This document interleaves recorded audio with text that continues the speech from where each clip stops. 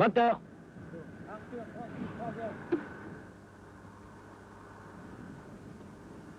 Mars 1964. Jean-Luc Godard tourne son 7e film, Bande à part.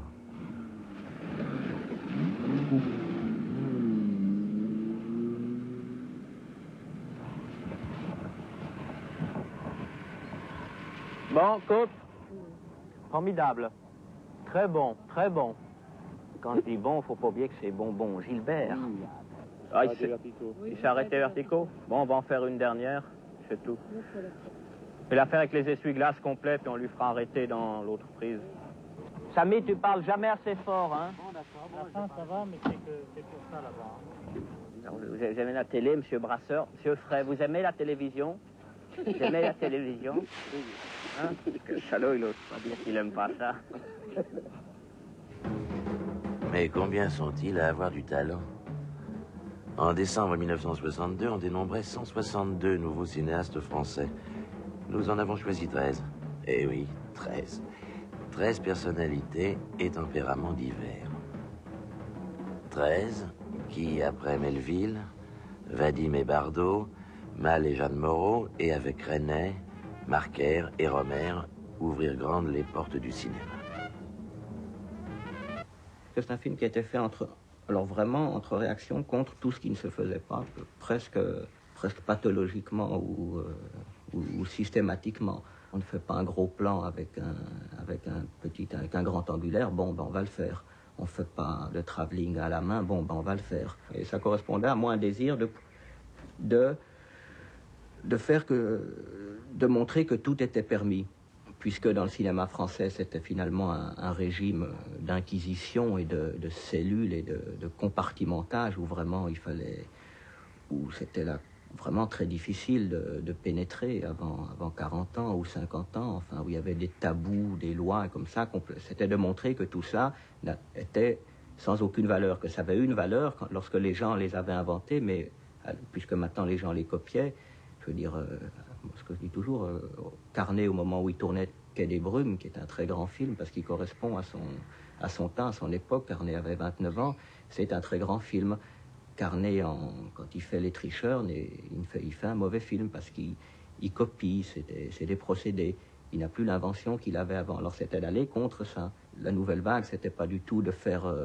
quand on a reproché à Truffaut de faire les 400 coups en disant mais c'est le même sujet que Chien perdu sans collier, c'était pas du tout contre le sujet, c'était contre la manière de le traiter qu'on trouvait ignoble, basse ou mauvaise, c'était contre la manière de les gens de parler. Quand les gens sortaient d'une pièce, ils disaient je m'en vais. Alors ce que je disais, quand on sort d'une pièce, on dit jamais je m'en vais, on dit je reviens. Enfin des petits trucs comme ça, que c'était de prendre le contre-pied qui était souvent trop exagéré, mais pour retrouver le ton juste. Et avant, sur le cinéma, enfin, on disait ça, par exemple, il était défendu de filmer des murs blancs. Encore aujourd'hui, vous voyez des chefs opérateurs qui demandent aux acteurs de ne pas avoir de chemise blanche, mais une chemise légèrement bleutée. Pourquoi? Vraiment, on ne savait pas, mais enfin, ils avaient décidé ça, que le blanc n'était pas joli à l'écran, alors que le cinéma, depuis 50 ans, était en noir et blanc, justement. Enfin, le blanc n'était pas admis.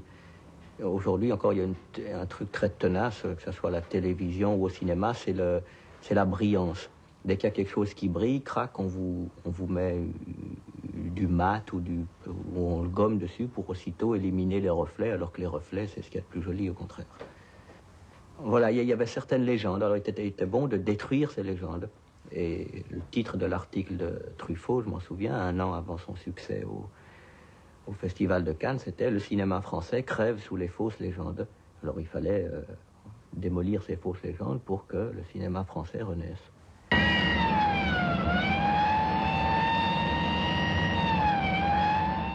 C'est très bien, plus on l'a, mieux ça vaut pour moi. Moteur. Arthur, 37, deuxième. Pierre.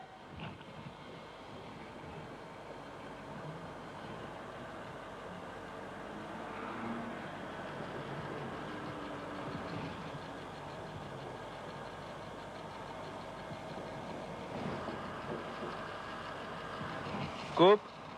Tu veux le refaire? Ça va. Ça va. Ça va. Bon, allez, on tire les deux autres, ça va.